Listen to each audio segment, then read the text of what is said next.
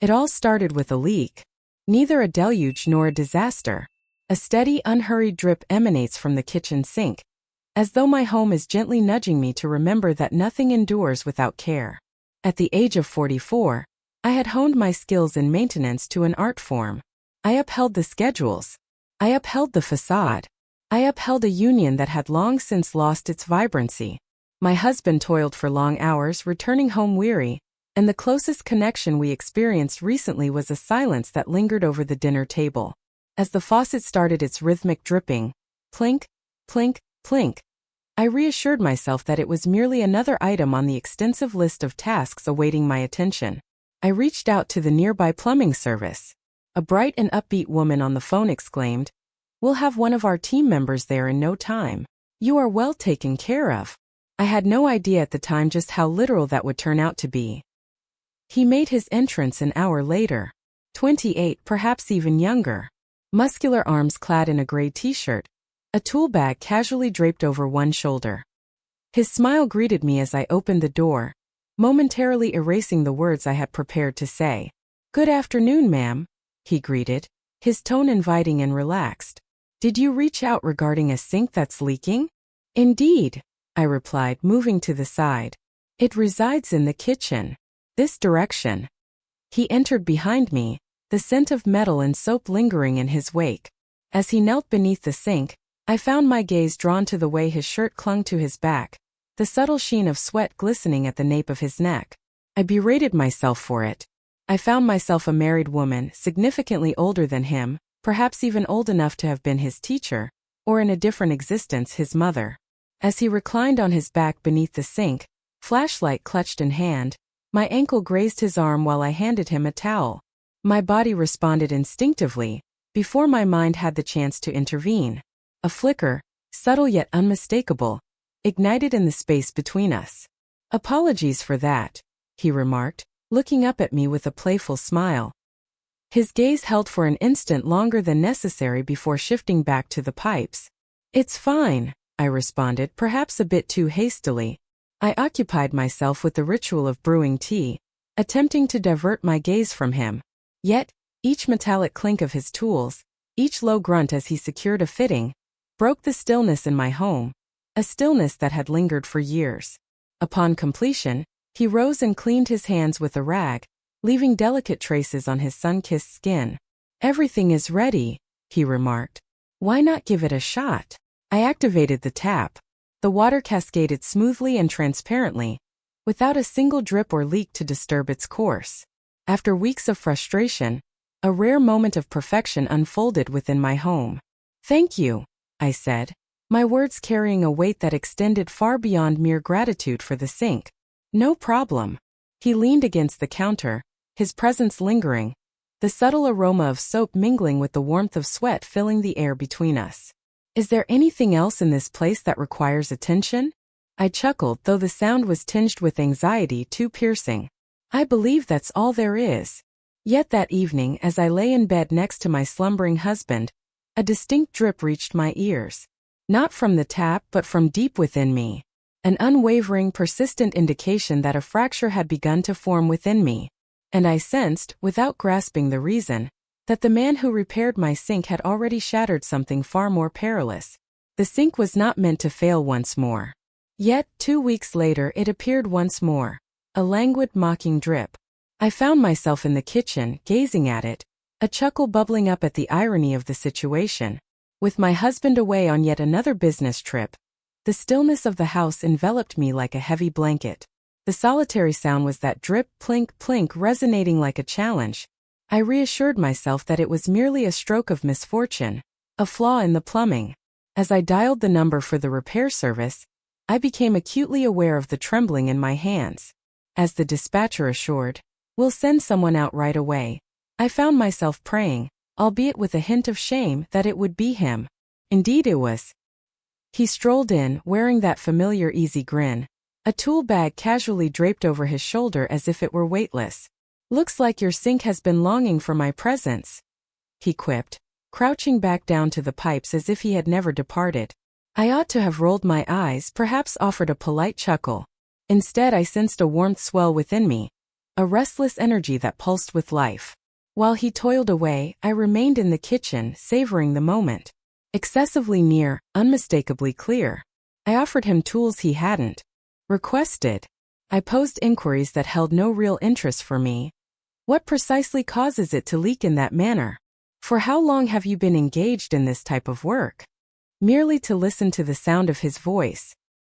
He responded with a calm demeanor, occasionally lifting his gaze to meet mine, his expression revealing much. Not the appearance of a lad mending pipes. The expression of a man fully aware of the impact he wielded. In a fleeting moment, he emerged from beneath the sink to retrieve a wrench, his arm grazing mine as he rose to his feet. The contact was fleeting, unintended, yet it still stole my breath away. He observed, "Are you all right?"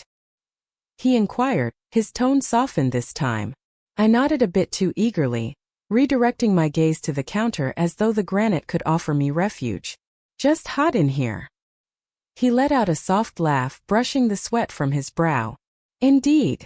Pipes have a knack for causing us headaches when the humidity rises. They possess a remarkable talent for creating discomfort." The manner in which he spoke, the intensity of his gaze locked onto mine, sent a flutter of unease through my stomach. Upon his completion, I extended the invitation of tea once more. It had become a routine, perhaps even a sacred practice. We lingered at the table, steam swirling in the air between us. This time the silence held a comfortable weight. It weighed down on me, dense and suffocating, tugging at a part of my soul that had long been dormant. "Is your husband not here?" he inquired nonchalantly, swirling his cup. "He's engaged in his tasks," I said. That solitary term bore an overwhelming burden. He nodded with a deliberate slowness, as though the knowledge was already familiar to him. Numbers. Often, individuals overlook what lies directly before them. I felt a strong urge to inquire about his meaning, yet a lingering fear of the response held me back. As he rose to depart, I accompanied him to the threshold. He paused in the doorway, his hand lightly touching the frame, our eyes locking in a gaze that seemed far too personal for two individuals meant to be unfamiliar with one another. "Reach out to me if it happens again," he remarked. And I loathed myself for daring to hope that it might. That night, as I lay in bed, I found myself unable to shake off the vivid memories. His hand grazing against mine, the deepening timbre of his voice, the way his gaze seemed to delve into me, as if he were mending more than just a simple faucet. The sink was fixed. Yet a profound force, something hidden, was emerging within me. The third time was not about plumbing. The rain fell softly. A fierce summer storm swept in, darkening the sky to a deep, ominous black and filling the air with a crackling energy. Home alone as always. My husband had taken off for Chicago that morning, assuring me he'd call if he could. I had long since stopped holding my breath for those calls. As I filled a glass with wine, the sound of the doorbell interrupted the moment. And there he stood. It seems my neighbor remarked that our gutters were overflowing, water cascading down like a shattered dam. He had spotted it during his journey home and extended his assistance before it could inundate the side of the house. He remained rooted to the spot, droplets cascading from his hair, his shirt clinging to his torso, tool bag firmly grasped in his hand. "I couldn't let your basement become a swimming pool," he remarked, his grin igniting a flutter in my chest. I ought to have refused him. I ought to have mentioned that I would reach out to a service tomorrow. Yet the words lingered, trapped in my throat, and I found myself merely stepping aside. "I appreciate it," I murmured.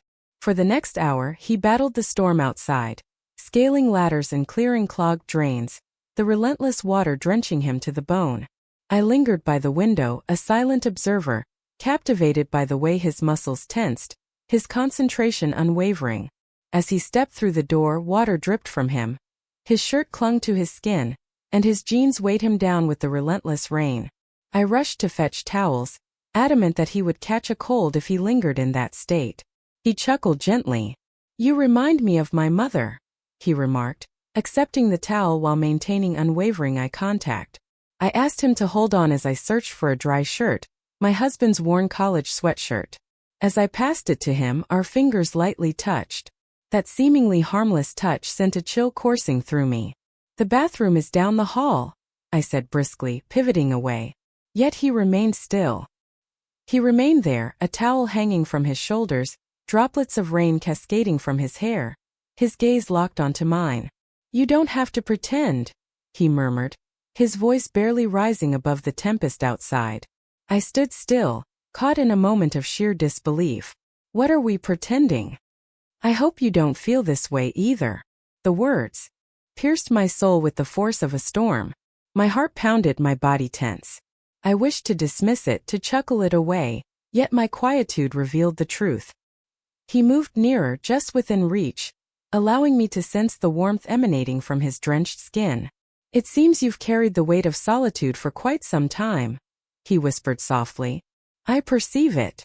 And dear heavens, he was indeed correct. A fissure formed within me.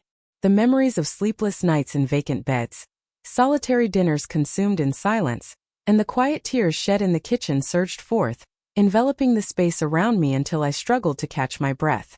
I murmured the sole truth I possessed. "This cannot occur."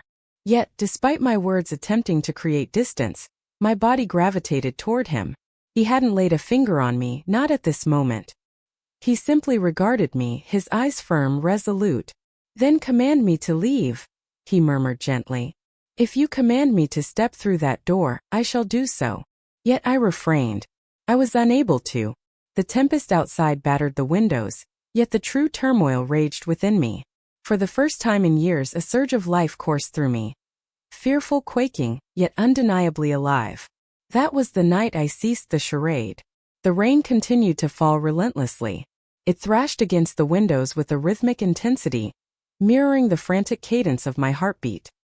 He lingered just inches away, droplets cascading from his hair, the towel in his grasp yet untouched, as if time had paused in that moment. His presence enveloped the room. Each breath he drew appeared to draw me nearer. "Just say the word," he murmured once more. "Instruct me to depart." I parted my lips, yet silence enveloped me. My throat felt parched and a weight pressed against my chest. For years I had taken pride in being the resilient one, the unwavering one, the woman who never faltered. Yet, in that instant I found myself quaking as if I were a mere girl half my years. My quietude spoke volumes. He extended his hand with deliberate slowness, as if I were made of glass, fragile and poised to break at the slightest haste. His fingers grazed my cheek, merely a whisper of contact, imbued with a sense of reverence. It felt like an eternity since anyone had caressed me in that manner. Unhurried, not negligent, simply observing me. I shut my eyes. As his thumb glided along the edge of my lips, a wave of weakness washed over my knees.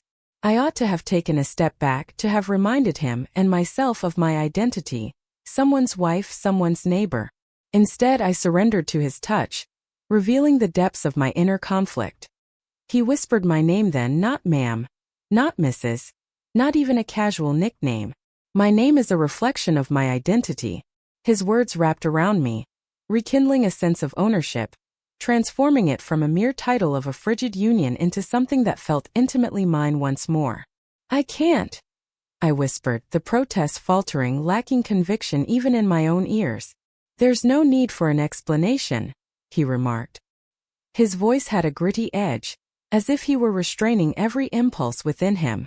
"I want you to understand that you are seen." The weight of those words shattered me. Unseen.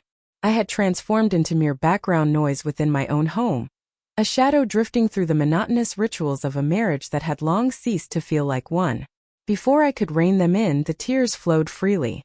Seething, furious, urgent tears. I averted my gaze, feeling a wave of embarrassment wash over me for shedding tears in his presence. Yet he did not flinch. He maintained his composure.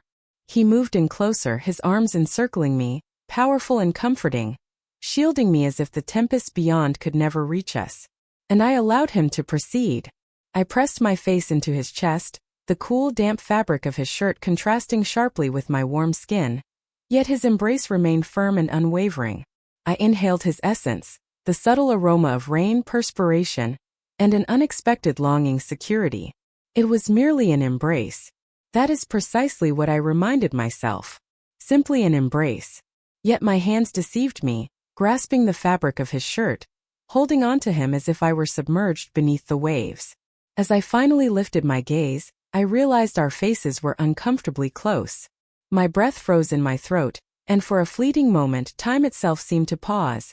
The storm, the house, all fell silent, leaving only the charged air between us. Process what was happening. His hand gently cupped the back of my neck, while mine wove into his damp shirt, and the tempest outside appeared to fade away. The only sounds that filled the air were the rhythm of our breaths, the pulse of blood coursing through my ears, and the exhilarating thrill of being touched once more. As his lips parted from mine, he leaned his forehead against my temple, his breath coming in heavy bursts. "Please tell me to stop," he murmured once more. His voice carried a sense of urgency, as if he relied on me to exercise the control he lacked. Yet I refrained. I allowed him to lift me, to carry me down the familiar narrow hallway I had traversed countless times as a wife, yet never as this woman, this incarnation of myself I believed had perished long ago. The desired version. That was painful. That was painful. It unfolded at a measured pace. What astonished me the most was that he moved as if every touch, every kiss, was a cherished fantasy brought to life, something he had longed for but never believed he could possess. For the first time in many years I experienced the sensation of being revered. The hours melded into one another. The tempest howled, yet we pressed forward undeterred. Once it concluded, the stillness was overwhelming. My body still vibrated with energy, my heart racing, yet the weight of reality settled in like the dawn's first light following a restless night. I found myself sprawled in my shared bed, the sheets a chaotic mess, my skin still radiating warmth from the touch of another's hands. He sat at the edge of the bed, his head cradled in his hands, shoulders taut with unspoken weight. "What have we accomplished?" I finally murmured. He faced me, his eyes brimming with a mix of wonder and remorse. An irrevocable moment. The air was thick with unspoken thoughts. I wrapped the blanket tightly around myself, feeling a chill seep in, even though the warmth had enveloped us moments before. I reflected on my husband, on the years of devotion that now lay shattered before me. "I don't regret you," he murmured, as if unveiling a secret that danced between guilt and hope. "Yet, I find myself lamenting the world we must return to." He departed before the first light of dawn, slipping away as silently as he had come, the storm fading into a hushed stillness in his wake. For days I revisited each moment, the way he embraced me, the way he looked at me. I reassured myself that it was merely a storm, just a single night to endure. Yet, with each creak of the house and every distant clap of thunder, a profound longing tightened around my chest. Then arrived the unexpected turn that took me by surprise. The next week, my husband came back from his business trip. As we gathered around the table for dinner, an oppressive weight of guilt hung in the air. He placed his fork on the table, regarded me intently, and remarked, "Oh, by the way, you won't believe who dropped in on me at the office. The offspring of the neighbor. Intelligent child." I mentioned to him that there could be some opportunities for him within the company. Chills coursed through my veins. He was returning to my life, not as a tempest, not as an error, but as a lingering shadow I would never be able to evade. In that instant it became clear to me. The sink was not the sole casualty of his actions. He had shattered my resolve, my quietude, and the delicate barriers I had constructed around a marriage that was already on the verge of collapse. The tempest had subsided, yet within me it was merely the onset of turmoil.